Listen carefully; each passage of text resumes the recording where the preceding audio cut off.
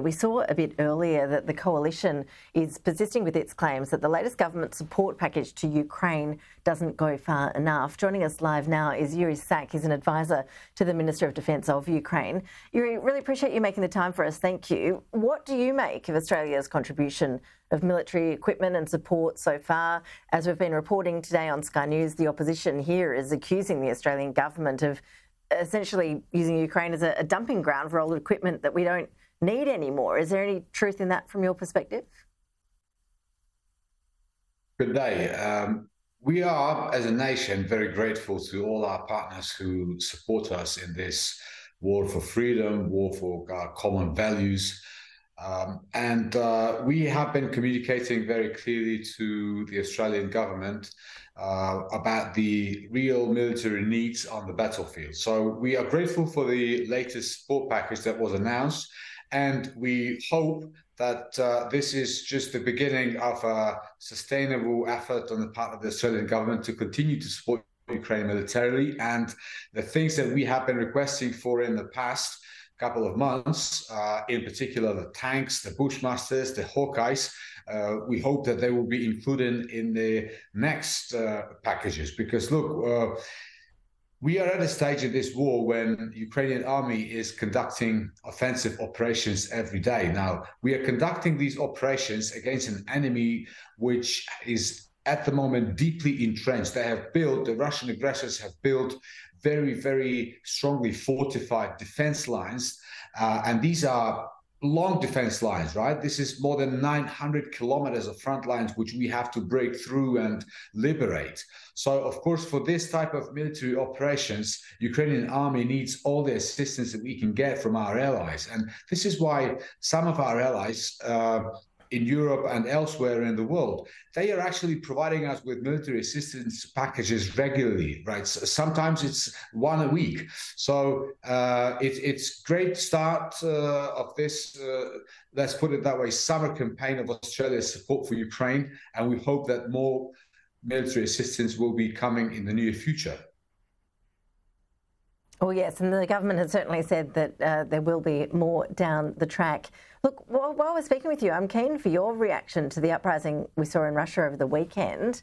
How damaged do you believe Putin's authority has been by that insurrection, and what does it mean more broadly in terms of the war?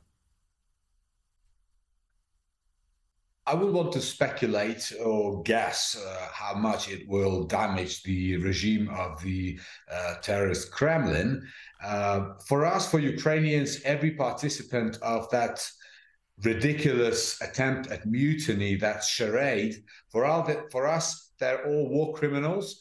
For us, they're all terrorists. So essentially what we saw was some kind of strange and bizarre infighting between the two factions of the same terrorist regime. Now, it began very strangely and weirdly, and it ended the same way. Now, what we all saw very clearly is that Russia is a mess. Russia is a country of terrorists and traitors. And, you know, whatever makes Russia weaker, and this, in this way or other way, will make Russia weaker, of course, makes us stronger and brings our victory closer. And we have to understand that one lesson for all of us to kind of learn from those events is that the only way to stop this madness from happening, the only way to end the war in Ukraine, is to enable Ukraine to defeat Russia on the battlefield, to defeat this terrorist regime along the front lines and bring them to justice. So, you know, sooner or later, we hope to see all of the participants of this charade, standing trial in The Hague for the war crimes and atrocities that they have committed on our land. What happened in Russia over the weekend will have no impact on our military plans, on our military objectives. We are determined to continue to liberate our land. We are moving forward little by little. We have already liberated more than 130 square kilometers of our land since the beginning of our counteroffensive campaign. Russians are taking enormous losses. For example, during the last week, their losses were 8 times higher than those of the Ukrainian army. So on average, they would lose about 900 to 1,000 soldiers killed in action a day.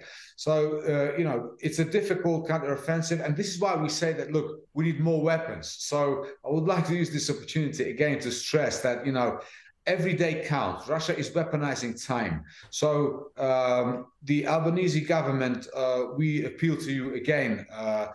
Let's achieve victory together. Send us more tanks.